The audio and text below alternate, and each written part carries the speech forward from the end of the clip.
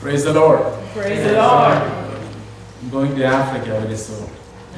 And to hear you louder. Praise the Lord. Praise the Lord. Thank you. First of all, hearty congratulations to all our high school and college graduates. And may God bless you. As far as we are concerned, 2 down.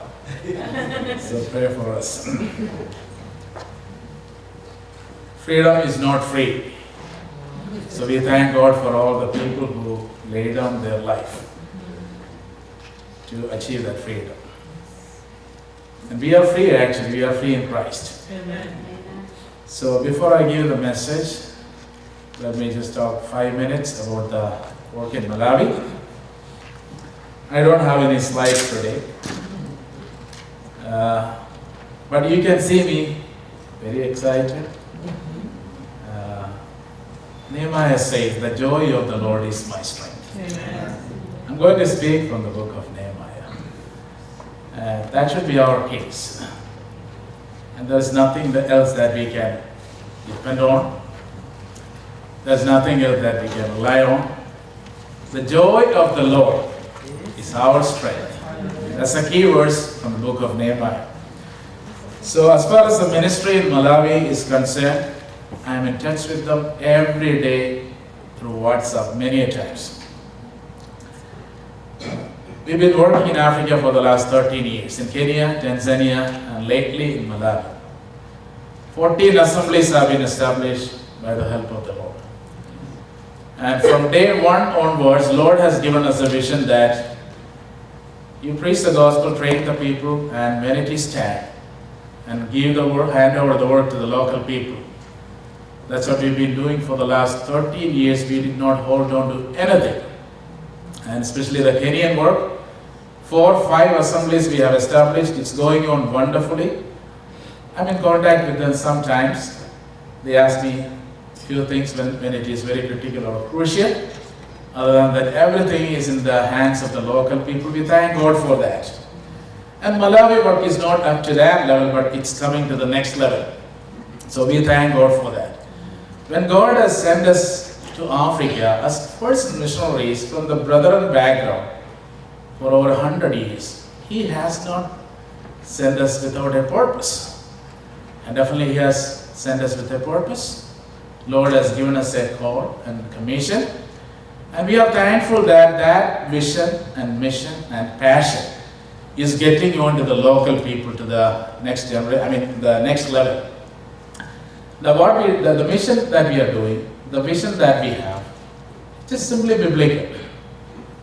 Preach the gospel and make disciples and plant the churches and equip the saints and leave the works in the hands of the local people. In Malawi, we are supporting about 10-15 people. There are brothers and sisters. There are 7 churches within the mission compound. There are 5 assemblies. And brothers have started 2 more outreaches since I came back 2 months before. Isn't that amazing? So if Lord tarries, if God gives us, I like what you said, brother, you need to set a goal to achieve something. That's my life. If you don't set a goal, you are not going to achieve anything. It may be more or less, that doesn't matter, it is up to the Lord. But we need to do our part. Lord tarries. If God is giving us 20 more years, and we would like to see maybe 50 assemblies, now almost 40. Is it possible? It is. Why you are hesitant? Because maybe you haven't been to that field. Is it possible? Yes. Is it impossible? No. It is not. It is not. Maybe we could see more than that. So we are focusing on that. We need the prayers of God. As I told you already, it is not in my strength. It is not in the strength of our brothers. But it is with the strength of the Lord we can do so many things for the Lord. And we want to see the next generation Malawians growing, taking up the work. And we are doing so many things in association with this, along with the Great Commission to make the work self-sufficient. The last time, God has given us 4 acres of land You know how much? It just costed a ticket price, $1,800. That's the normal price I pay for the ticket. It's not it's not expensive, right? 4 acres of land. And we are just 10 miles away from the capital city. Africa is growing. Within 5 to 10 years, you won't get even a plot. And Lord has guided us, and the brothers who came supported us. So we just went ahead and bought it. It has a lot of water. That's the biggest problem in Africa. And they are cultivating to feed them. So at least when they have food, we are satisfied. And during the last few weeks, they have brought 25 bags of 100, more than, we call 50 kg, 100 plus, our measuring, pound, right? So 25 bags of maize, that is just enough for the Bible school for the next whole year. Isn't it amazing, from our own field? Wow. They are doing the cultivation, they are doing the sugar cane. We put up a fish pond, so when we go next time, we will have a lot of fish. If you come, you can fish also if you are expert in that. And we have a lot of sugar, they planted sugar cane, we have maize, we have vegetables, and we have a lot of other things to be brought because it's a lot swampy place. 365 days, there's a lot of water. So if God guides us, we will buy more land and register in the name of the church so that they can use it. There are teams in place to cultivate that. For the mission, 50%. For these 3 brothers, 50%.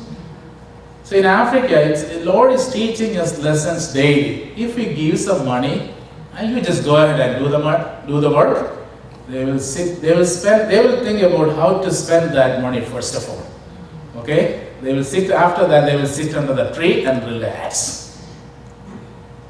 And we don't want that to happen. For a responsible Christian, we need to be hard workers. And we need to do something. And if they can bring their own food, that's amazing, right? Yes. So we have about 8 acres of land. God may be adding a few more acres. Work is growing. More churches are coming. More workers are coming. We need to feed them. We need to support them.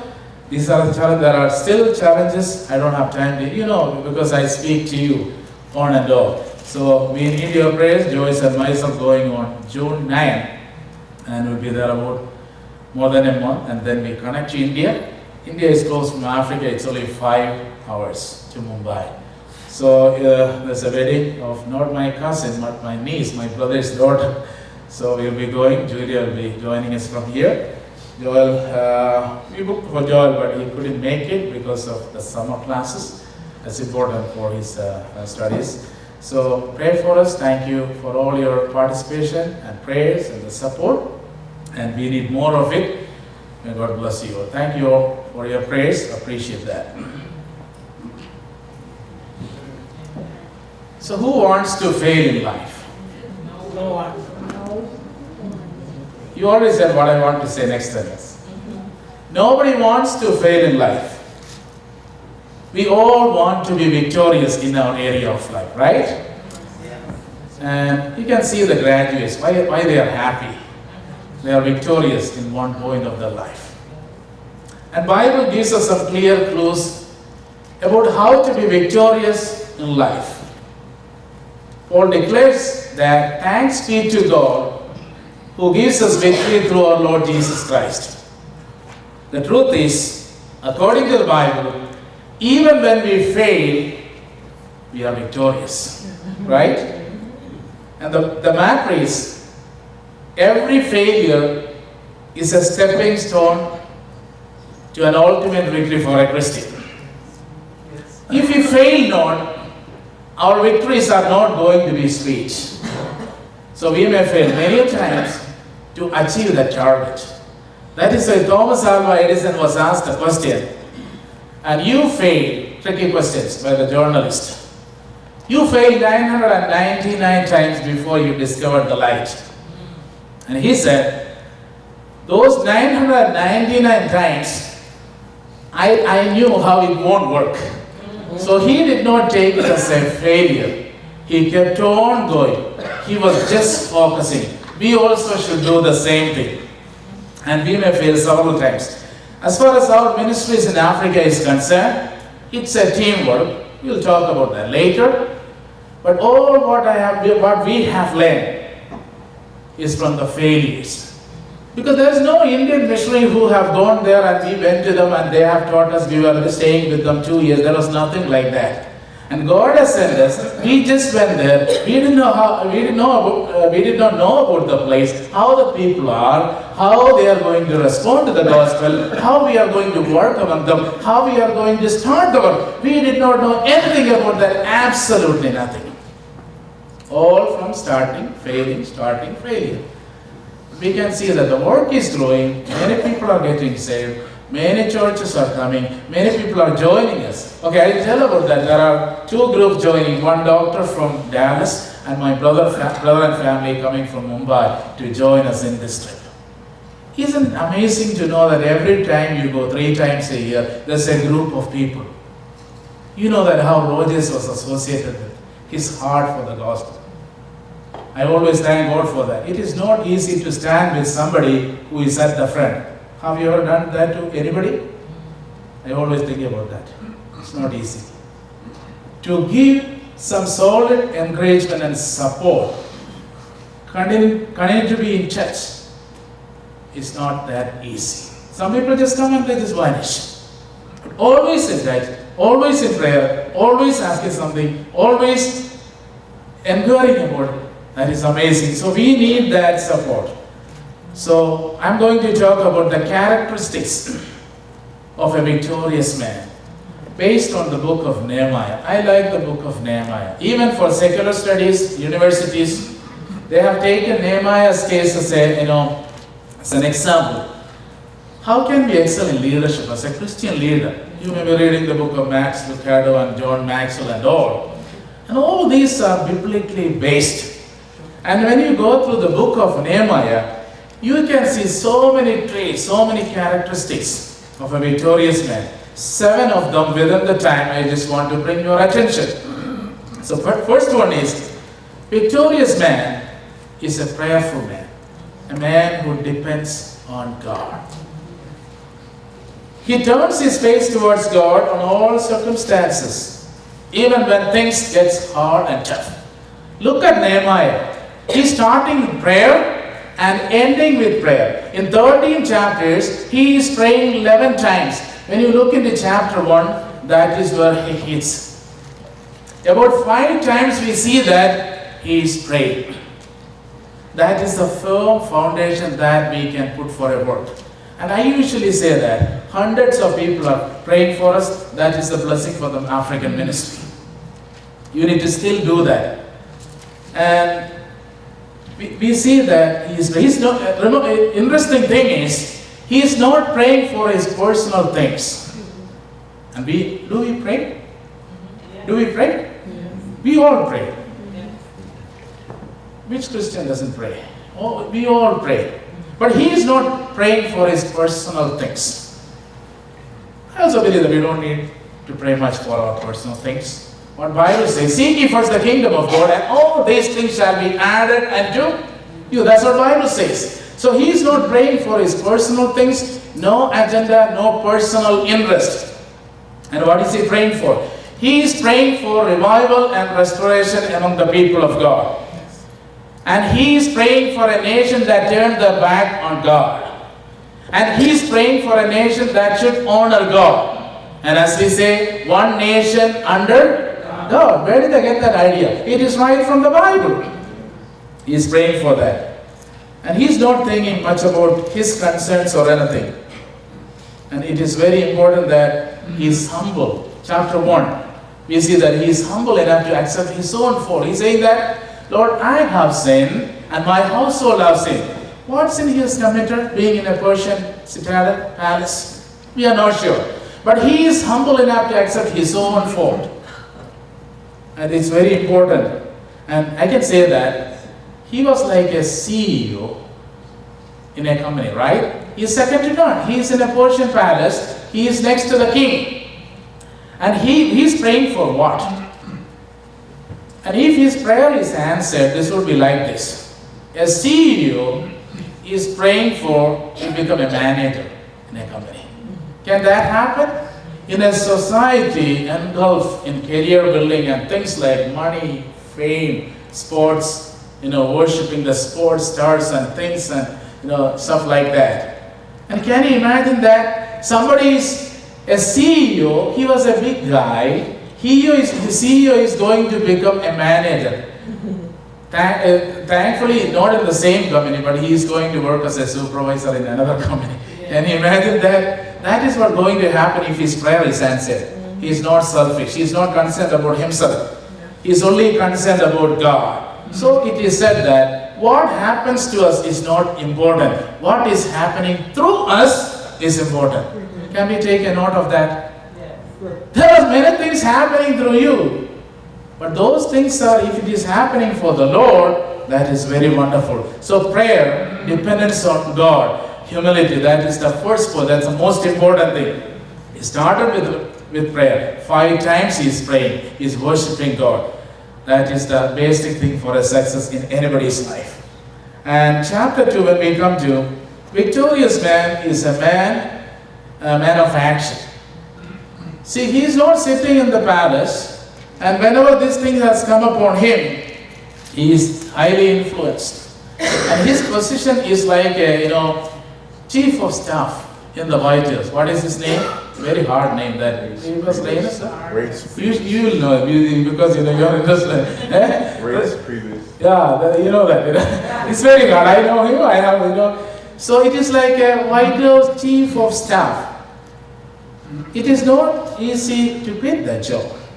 He is in a responsible position, but his concern is only for the God, and he could send a deputy and give lot of resources, lot of power, because he himself has lot of power, and he can send a deputy and the work be done. But he is not doing that. He himself wants to go. When he heard about the terrible condition of the broken walls of Jerusalem, he started praying. And he prayed 4 months. Then he started thinking about how to act. He himself is going before the king. It is not an easy situation because he is in a foreign country, enmity with the people of God. He could be arrested, he could be doubted, he could be put in prison, and he may be executed and fired immediately, right? It's not that, if you know that you'll be fired from your job, you know that you are holding a big job, CEO, and you are going to your boss, director, and you know that you are going to be fired. Will you take that chance? Nobody will take that chance. Nehemiah, being a CEO, being very responsible, in a high position, he is going to the king for what? To request for a thing that is to be happening where? In Jerusalem. That is where we see his dependence on God. And that is where we see his humility. And some people pray to know God's will all their life, right? And even they end their life by praying for God's will. They have never have a time to do God's will and step into action. That is very important. Prayer is important. The next step is when God is guiding you, you should take an action. You should step into an action. That is why you don't see in many graves, you don't see the gravestone, tombstone, right? There is nothing to be written. So when God is guiding us, we should take an action. He acted very wisely, and he did not mention the word Jerusalem or Zion. He just said that, and I just want to go to the city of my father's tomb and build it. It's a very sensitive issue. City of my father's tomb. He did not mention the word Jerusalem or Zion. He may be offended. He was very wise in that. And victorious people are known for their wisdom, practicality, risking life, and taking challenges. And miserable people are known for their mistakes. So I wish that some people have some more wisdom at this special time, at this particular time. Nehemiah was so wise, and he did not tell even the leaders when he wanted to survey around the walls of Jerusalem. And what we read, and he is getting into action. Even if it is costing his life. It is not 1 year, it is not 2 years, it is 12 years. The work of the Lord is only 52 days, right? It got finished within 52 days. He could have gone back and relaxed. But things won't be right. You need to keep up with, because there is Sanballat, because there is Tobiah, and they are aligned with who? And the high priest Eliashib, right? So all these are happening. So he should be vigilant. So he was very humble and he got into action. So the second point is victorious man is a man known for action. The third thing is chapter 3. Victorious man is a man who delegates. Somebody said, if you don't want to take credit, your potential is so great. And Nehemiah involved all people, high priests, business people, engineers, brothers, sisters, all family. Nobody felt that they are out. Everybody is into the work. And there is no spectator. Everybody got involved in the work. There is no criticism. There is nobody to look at the work and criticize how the work is going. In chapter 3, we see that he delegated the work to all the families, all the people. That is why God finished just within 52 days. And it was a teamwork. Moses worked as a team. And Jesus worked as a team. Paul worked as a team. And we are also working as a team in Malawi.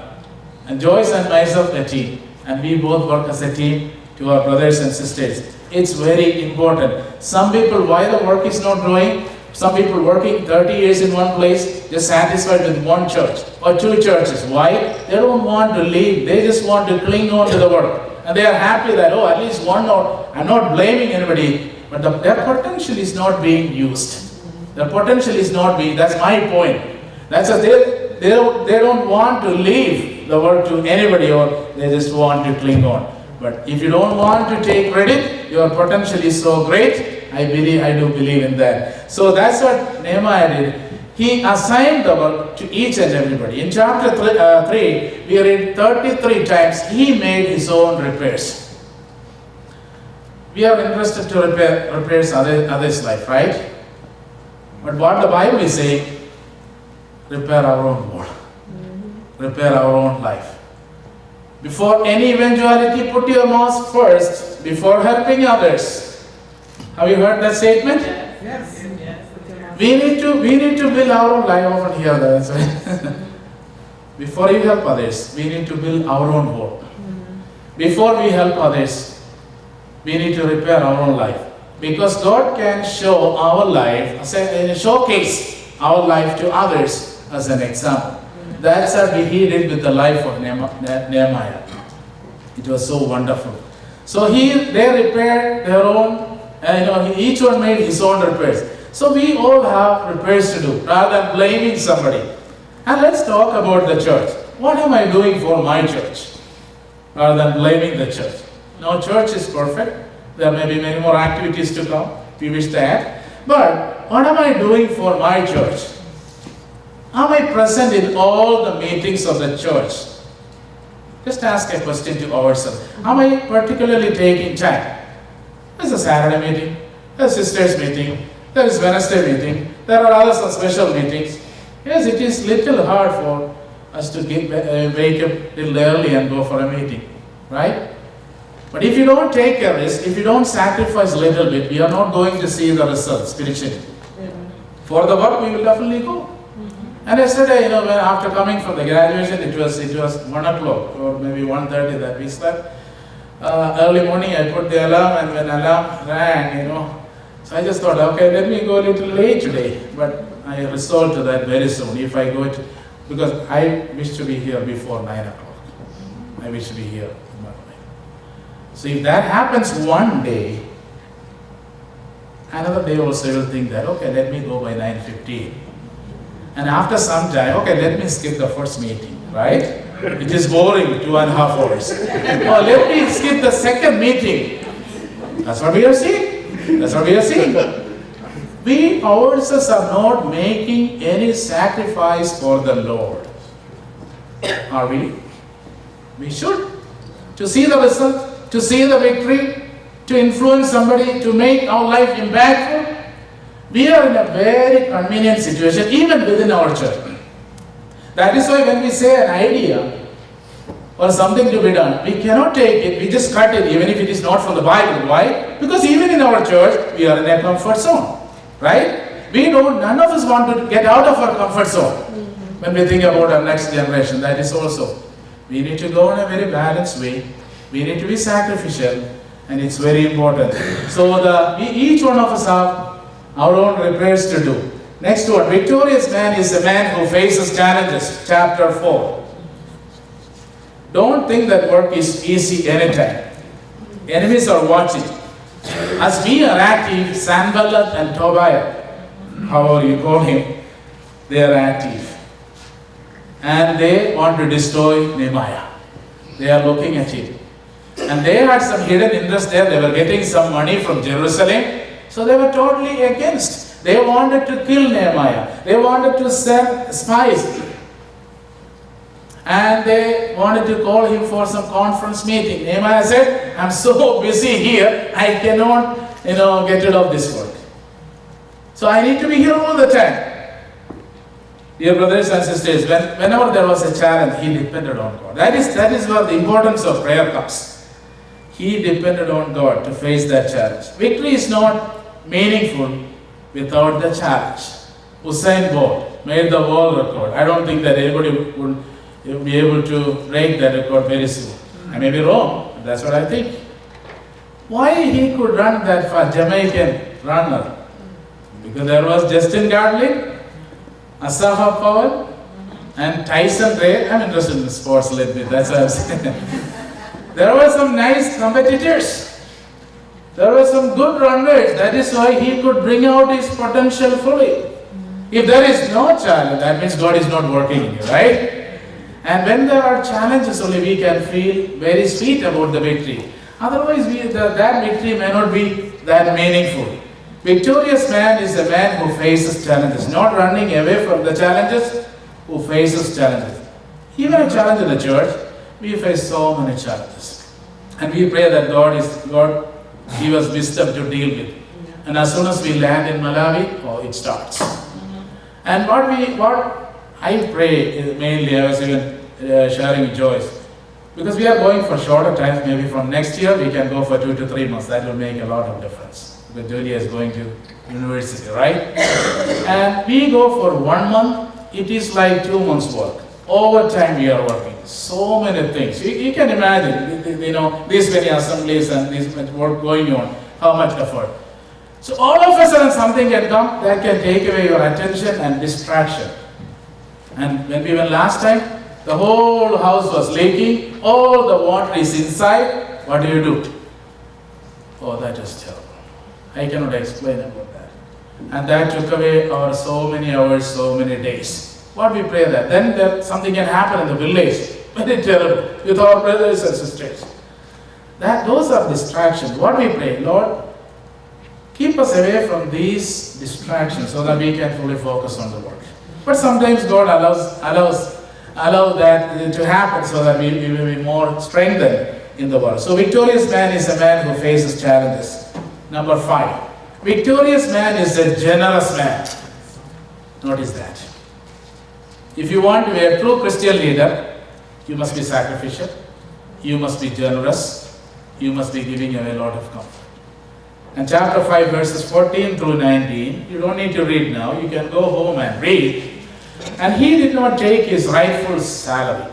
We all fight for our rights, right? If you don't get the increment, if you don't get the promotion, if you don't get something that is rightful right away, especially in America and all, other part of the world you don't get that.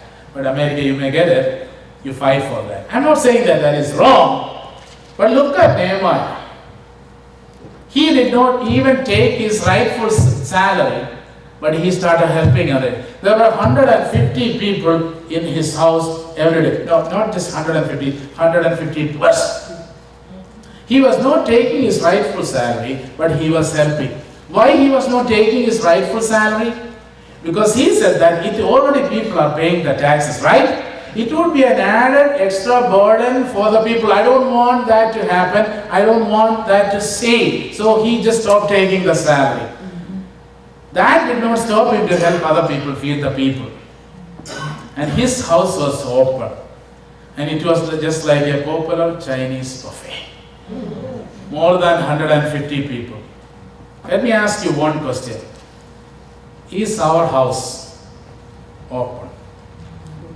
If our houses are not open, that shows something. Think about 30 or 40 years before, you don't have to talk about now. Many of our houses were used for fellowship, coming together, prayer, and getting together of believers. But who knows whose house? Am I correct? Hospitality is hospitality. Many of you are doing that. Wonderful. Keep it up. But if you want to be a true Christian leader, genuine leader, we need to sacrifice our time for others. We must open our house. Okay, you see a lot of people coming to Malawi, doing great things.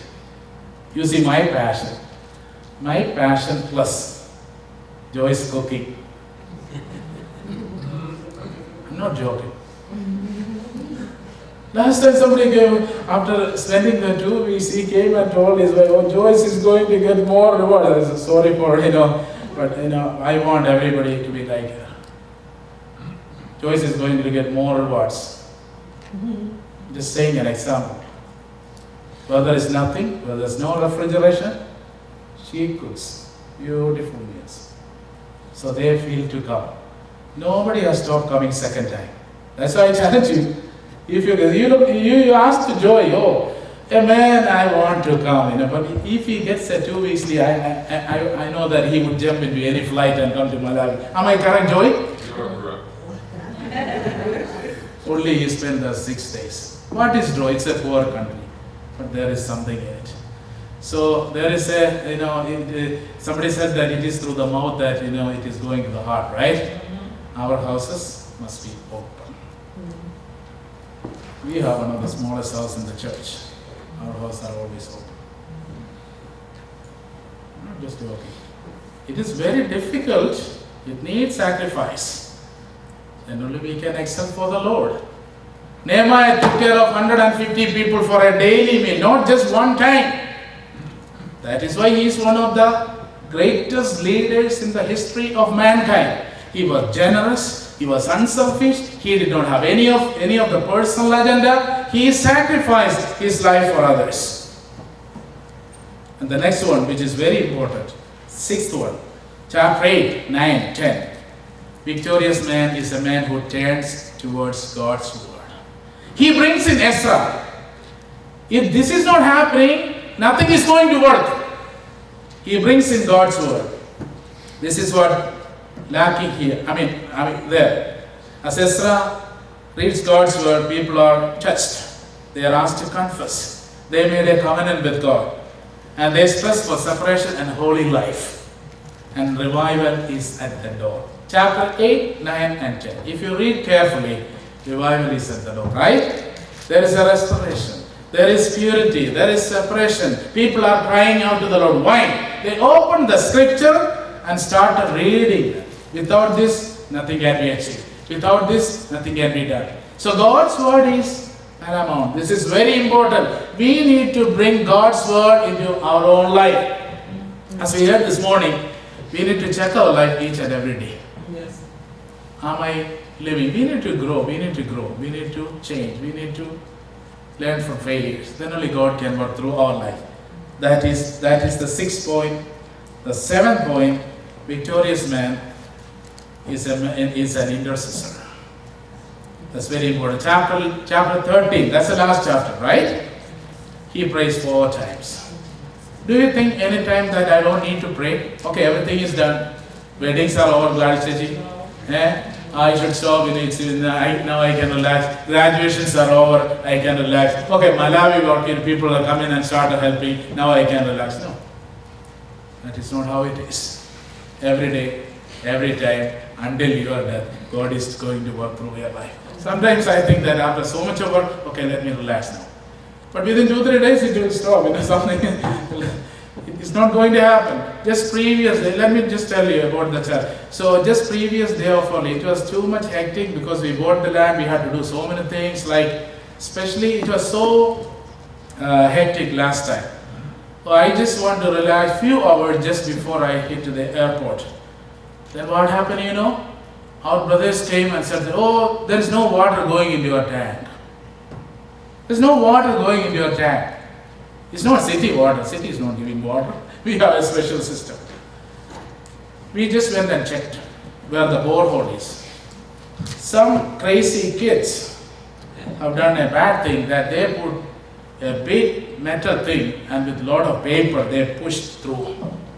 Because we have connected our pipe to the borewell. When these people take the water, we get the 20% of the water into the down tank, and they get 80%. When it is full, they get 100%. Okay? And I put a water pump run by fuel. There's a tank, on top. So that's how we get the water. Without water, how do we live there? So they have to pump the water, and they have to, they shouldn't stop the flow of the water into my house. Some crazy kids have done that. What should I do? They do not know anything how to do. Then 2-3 hours in the heavy rain, I myself with our brothers just went. And thankfully we found out that we cut the pipe. It is more 80% of the pipe is under there, 4 feet under. If that, the pipe and that, metal is inside of that, it's very difficult. We have to redo the whole thing, there's no time. And we cut in one place, we couldn't find that block. And thankfully I checked and went down and checked the edge of it. Oh, there comes all these things. I took it out and cleared it and repaired it, 2-3 hours. These are the small challenges. Now that is why I told you, when you see that you want to relax, it may not happen. See, victorious people are intercessors. Look at Moses, look at David, look at Elijah, look at Ezra, look at Nehemiah.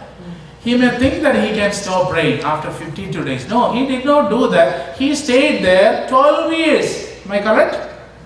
When he went back to Persian country for a few days, what has happened, Eliashib's daughter was married to Sanballat or Tobias.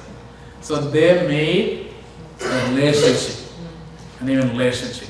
So they messed up things around.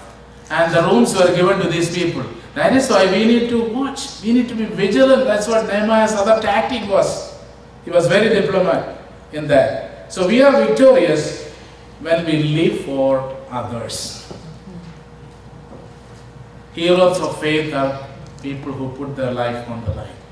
That is why there are, 70 names or 80 names, maybe more, in the book of Hebrews. They were not extraordinary people. They were simple folks. They were simple people. Just like the prostitute, right? Simple people who put their faith and trust in God at a certain particular point of time, and they've been victorious all through their life. The writer says that, and I want to add more to it.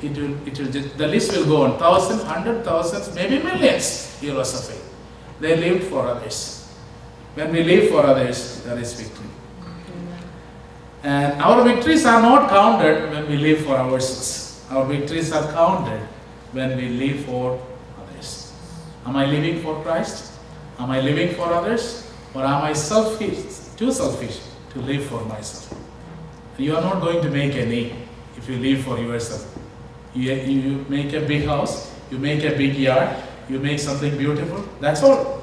I'm not saying that those things are bad, but those things will perish. Even our own life, there is no guarantee, right? There's no guarantee about our own life. Each and every we should live for God. But we can make some imprints. C.T. Studd said, there is only one life. And always challenges. There is only one that will soon be past. What will be accomplished for the Lord? That the Lord will remain. He was a cricketer, a celebrity who made a lot of money when he was 35 years old. He gave 90% of the money to the charities. He remained with 10%. He came home and told his wife. And his wife, he thought that, at least I should preserve something for my wife and family, right? He said, if you can trust God for 90%, why can't you trust God for the rest of the 10% also? They gave everything and went to China, worked 16 years. They came down to India for 4 years and came back to England. He couldn't go because of his medical condition. He prayed, Lord, I should go. He went to Congo when he was 55. What doctor said, you are medically a dead person. You cannot go anywhere and do the work, especially in Africa, when he was 55. He went there and worked 19 years. Hundreds of churches have been established. That is why I told you, we are not working in our own strength. We are seeing that in our own ministry. That is why I am, profoundly saying this. We are not working. I myself cannot bring 14 churches in 3 countries. I myself cannot bring 50 assemblies in one country. It is the work of the Lord. And if you depend on God, that power we can still. There is a song. I just want to. I would like Arlene to come and play this. Oh, victory in Jesus, my Savior forever. He sought me and bought me with His redeeming. He loved me, here I know it.